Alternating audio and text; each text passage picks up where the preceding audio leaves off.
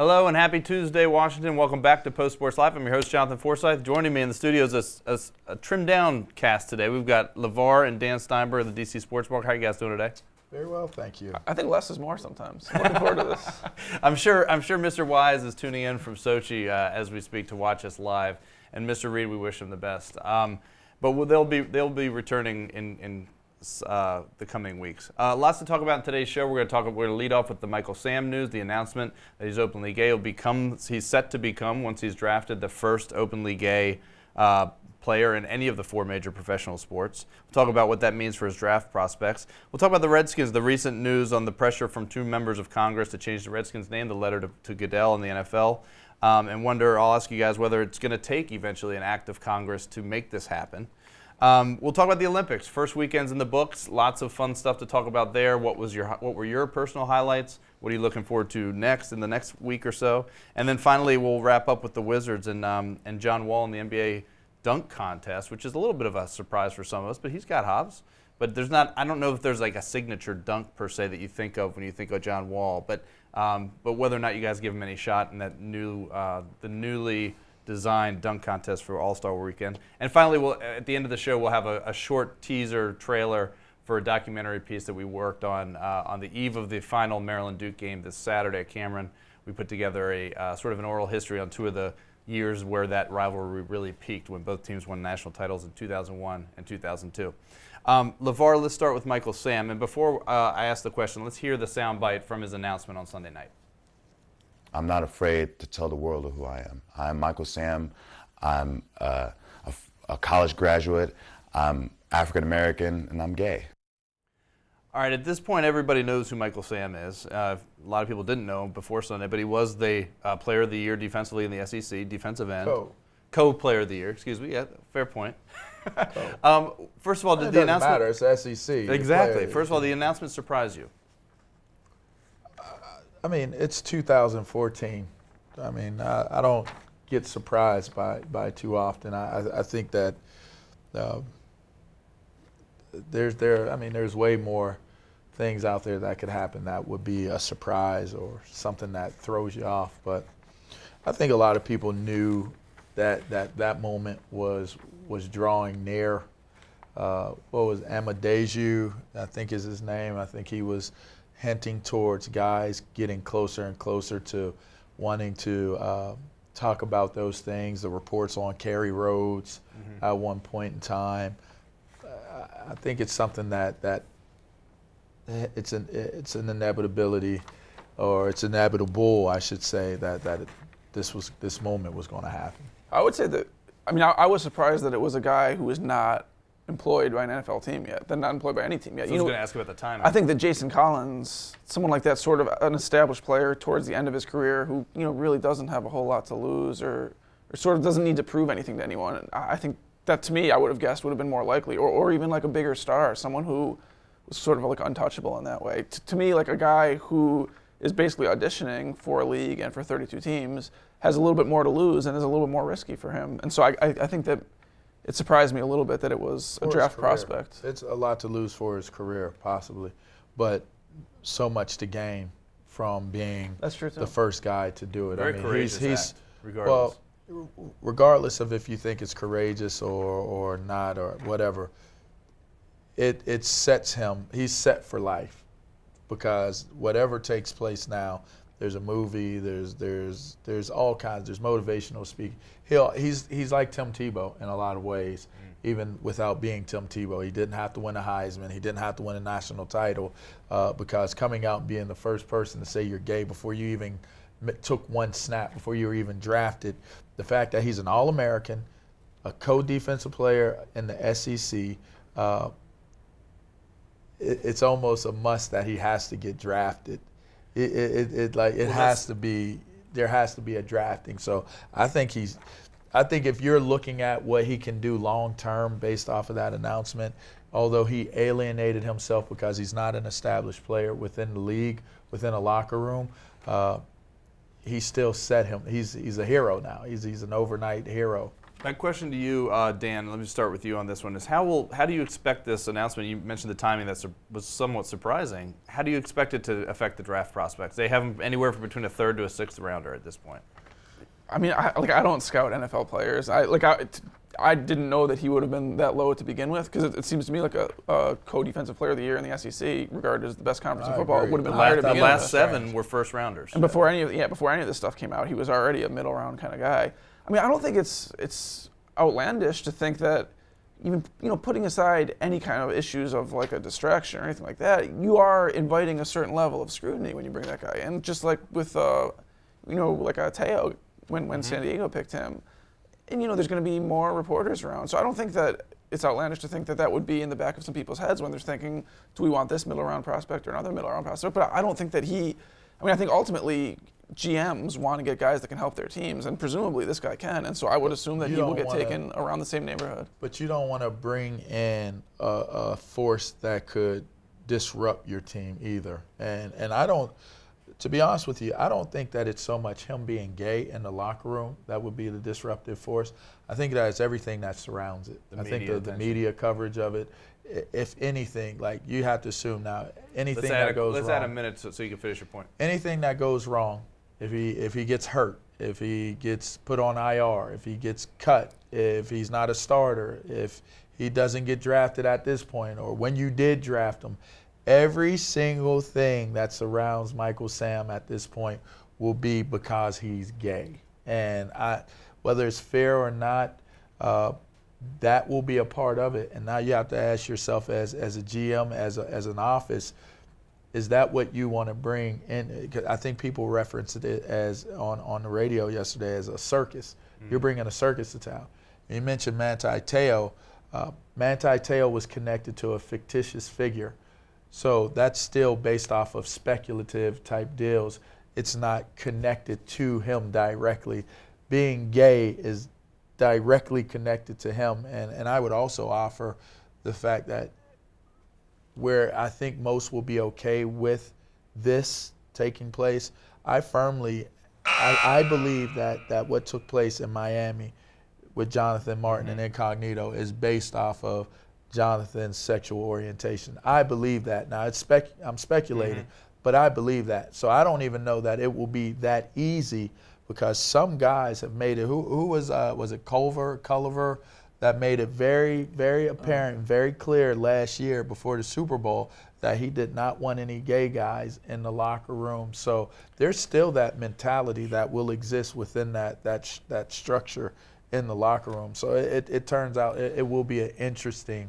And you might be right. The combine right around the corner. It'd be interesting to see how he does there. You might be right, VAR, but I do believe that even if all those things that you just said are true now, that 10 years from now or some short distance in the future, it won't be like that anymore. That pretty quickly it's going to transition to where it's not. And this is a stepping stone toward that. I totally agree. I think a lot more people will come out because of it. Certainly, I think why not? Like nobody's really like enraged about it. I mean, it's just discussion. So I think that it may set and the it's stage a lot of opportunities. It's a lot different to be the fourth guy to come out than the first. Sure. So I agree with you there. All right, let's move on, guys, to the Redskins and the name change controversies back in all the the hot button issues today. Yeah, we're hitting the social topics today. And just over the weekend, a couple of members of Congress, Senator Maria Cantwell and Representative Tom Cole of Oklahoma, wrote a letter to Commissioner Goodell urging the commissioner and the league to formally support the name change for the Washington team here, the Redskins. My question is a simple one, Dan. Is it going to require an act of Congress for this to ever happen? No, I don't think so. I mean, I kind of have mixed feelings on the whole matter, but I think it would have to take a massive shift in American popular opinion on the topic. And we've seen, repeated polls that sort of indicate that a vast majority of Americans do not find a problem with this name right now. And I think that Cantwell and Cole were both on the record previously opposing the name, and they represent a minority of Congresspeople, a vast minority. If there's 300 or 400 Congresspeople who are against the name, then I would assume that also a majority of Americans were against it. But neither of those things have happened yet. And I just think that until all of this media attention really translates into people changing their minds, I don't think it's going to happen. LaVar? It would take an act from media, from Congress for it to change, is what it comes down to. Everything that Dan just said, I think makes perfectly good sense. Again, the argument here is that the name is viewed as a badge of honor, and it's actually an endearing term, and they have gone as far as they being the Washington Redskins have gone as far as to honor people from the Indian Nation, Native American nations at games. They're establishing a track record of basically saying it's your word against our word. Redskins means this to what the people we know and where this came from. It may mean this to you, and it comes down to who can prove who's right versus who's wrong. And they have not been able to convince Congress. They have not been able to convince the law that this is incorrect. So I think it's an uphill battle. I think it's a very, very tall uphill battle for those who want to have the name changed. You go ahead. No, I think are we out of time here? Adam. I think that there's also a perception among a lot of people that the Native Americans who are leading the protests are sort of fringe somehow, that they're not representing the mainstream of their community. And I think the fact that Tom Cole is involved, Tom Cole, a Native American congressman, I think that the fact that he's involved sort of speaks to the fact that if this becomes a widespread issue within Native Americans, not just with leaders and not just with people that are paying money to put these ads on, but if there's some kind of public opinion poll that reverses that Annenberg poll and that sort of indicates, yes, a majority of Native Americans do not like this name, I think that would be significant. And I think if Tom Cole gets involved and more mainstream leaders do, I think you failed to mention Mike Wise as well.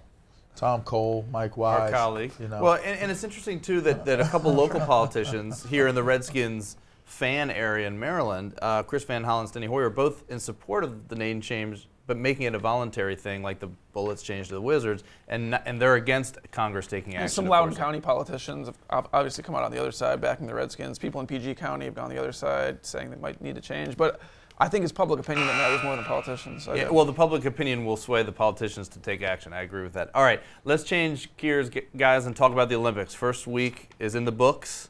I know you two are two of the biggest Olympics fans in the newsroom. He's kind of got the little red, white, blue socks. There you go. Dan, what did you like most? What stuck out the most from the first weekend, and I guess 4 or 5 days now, of Olympics coverage in Sochi?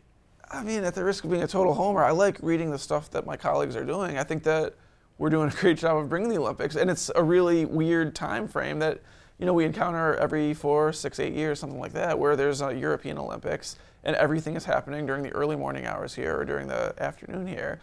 And so I'm ingesting all of my Olympic information on the internet during the daytime, and not via video either, basically via text and tweets and pictures. And I feel like I know what has happened every day by the time the games close, in the afternoon time here. And then I go home and I go on with my day and watch, entertainment programming or DC Sports or something like that. And so I'm not watching a lot of these games as they're presented by NBC, but I do enjoy during the day kind of seeing what's happening. You mentioned the post coverage. It has been very good. And who loves this time of year every 4 years when the Olympics rolls around is Mitch Rubin, one of our producers here on the show. Loves it. He's been doing a great job with it, and I know he just values his time as an Olympics producer here in the sports department. Are you being sarcastic? LaVar, or are you being yeah, that's slightly sarcastic. Okay. LaVar, what stood out for you? What do you enjoy most about the Olympics? The Winter Olympics. The Winter Olympics. That's correct.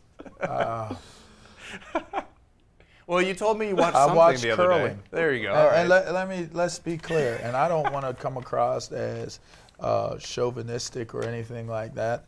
But the reason why I kept watching was because they were the ladies who were throwing these rocks down the ice actually were pretty good looking. I mean, I'm sorry. That's right. what I'm a big I'm a big shuffleboard guy. All right, big shuffleboard guy. And I just put it That's together that curling is much like shuffleboarding. It's not the same. I would not you have a expected bullseye. to hear that you were watching curling over anything else from the weekend. But that's interesting. It was up pretty late last night.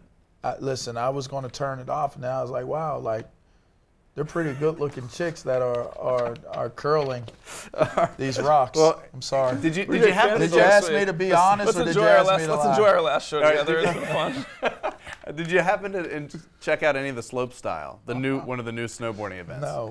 No, I still None don't of it. totally understand what snow style is. Slope I'll be style. honest. It's where they Slope do a style, bunch of snow style tricks football. over jumps and just keep going down. So it's a No, lot of fun. actually, I had this conversation I with, like that with a a lot. colleague the other day. Yeah. Or do you want to keep talking about Olympics that you've watched? Yeah. No, go ahead. Okay, I was just gonna say we both kind of agreed that these are sports that are sort of so off our usual radar that it's hard to kind of jump in with both feet and be interested in slope style when I've never watched it before. And obviously there's like the Go USA element, but I find that hard. I will say that I'm extremely looking forward to the hockey competition for a bunch of reasons. First of all, hockey is a sport that I sort of understand and watch regularly, but also, 5 DC sports athletes, 5 guys from Washington Capitals are going to be competing in this wacky, great international tournament, playing against each other.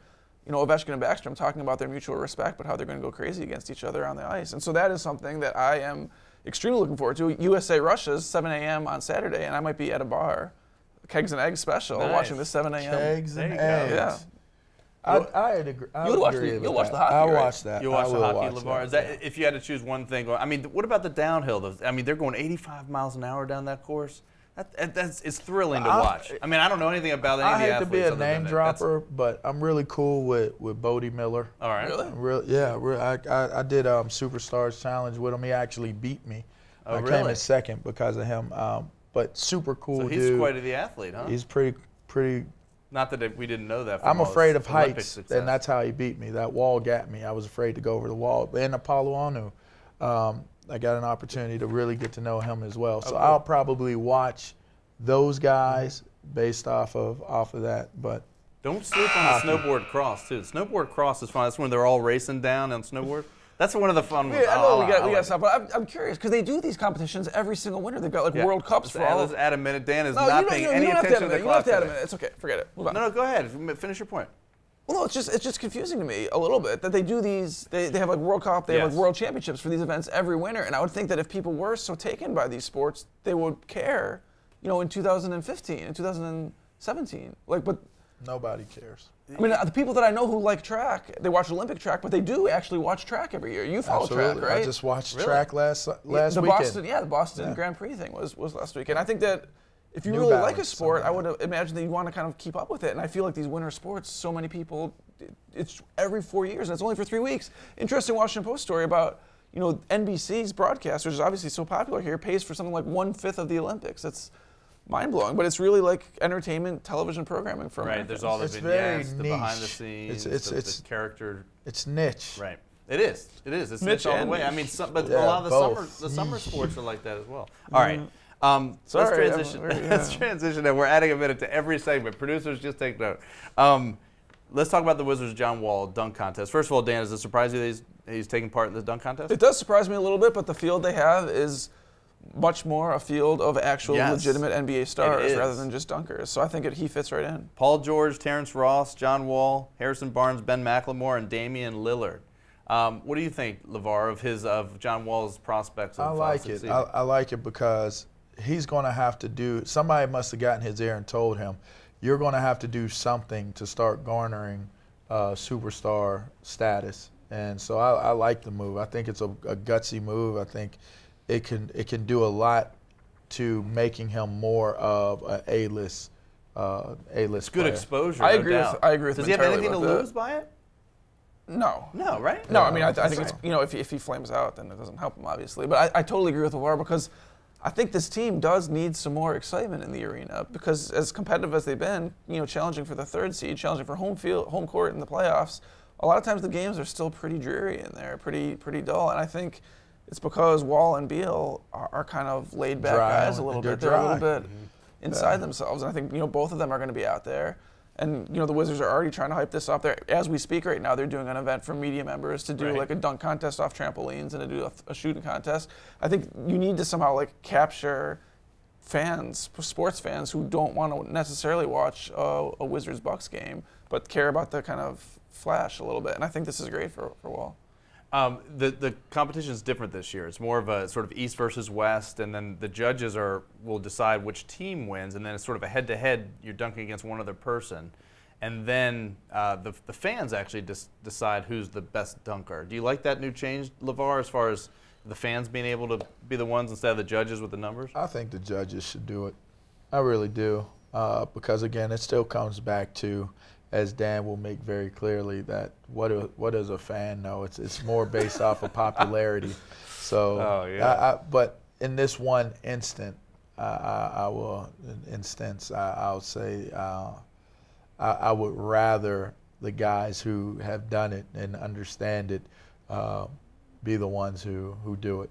I agree with LaVar that, and I think that also having the fans decide the actual champion, which is what presumably people care about. I think that makes Paul George like an overwhelming favorite because he is, by far the biggest star. But I think Wall has a fighting shot because his popularity in Kentucky is still just incredible. Also, if you're a smaller guy, I think you get a little bit more respect for some of the dunks, right? I mean, and he's smaller as opposed to some of these guys he's going up against. So I think that would help him. All I know is I was in the arena when Vince Carter did the dunk contest in Oakland. Between the legs. Let me tell you something. He would have won pretty much any dunk contest, no matter who was the judge, just off of the warm-ups.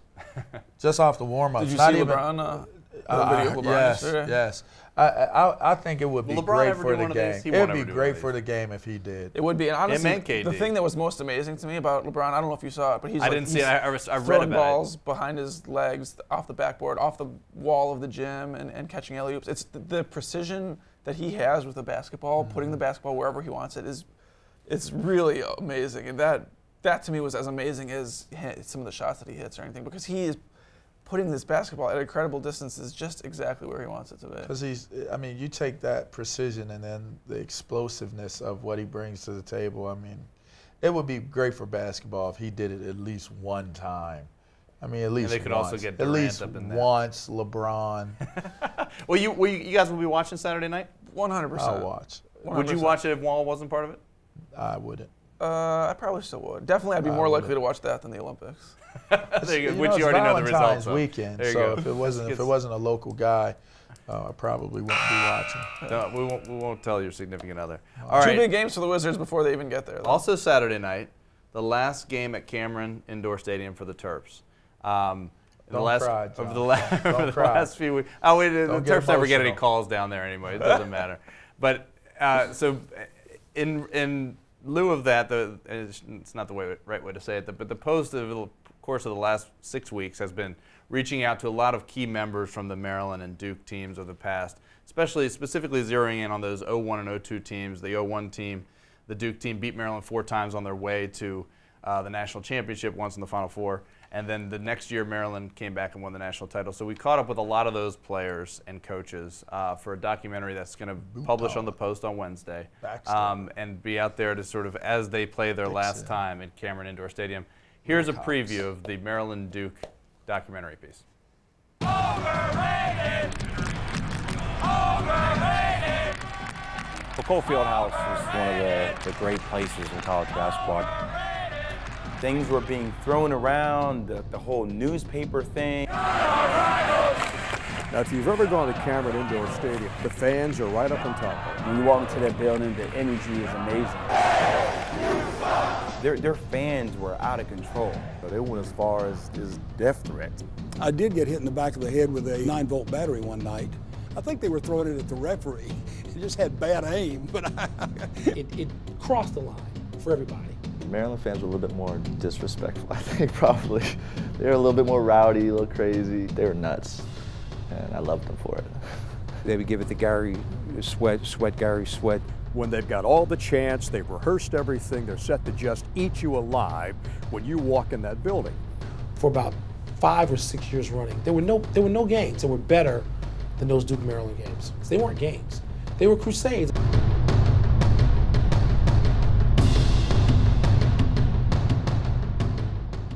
All right, so hopefully that whets your appetite for the piece, which we'll release on Wednesday. That was a great end with Mike Wilbon. I'm looking forward to it, and it's a little bit sad to me that Maryland basketball does not mount crusades anymore. It's true. Those were the glory days in a big way, and that was really the peak of the rivalry, which has been on the decline. Big Ten, believe you me. Post Sports Live is taking its own Olympic break next week. We'll be off, and we'll be back at the first Tuesday in March. I think Jason or Mike will be with us. LaVar, you'll be there. Dan, I hope you'll be there. I'll be there? We'll be talking about nationals. It's spring training. Pitchers and catchers reporting this week. So we got to talk some seam. coming up. Anyway, we'll be back in 2 weeks. Thanks for joining us on Post Sports Live. For Dan Steinberg, LaVar Arrington, and host Jonathan Forsythe. Talk to you in 2 weeks right here on Post Sports Live. What a baseball geek.